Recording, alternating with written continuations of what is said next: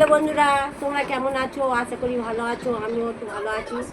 আজকে খাবো ভাত, পটল ভাজা, ডাঁটা ভাজা, ডাল নিয়েছি আর ভোলা মাছের আলু কুচে কুচে দিয়ে ঝাল করেছি আর ঢ্যাঁড়সের ঝাল, চচ্চড়ি, ঢ্যাঁড়সের চচ্চড়ি, টমেটো দিয়ে কাঁচা লঙ্কা দিয়ে আর চচ্চড়ি করে এই আজকের খাওয়া। খাওয়াটা শুরু করছি।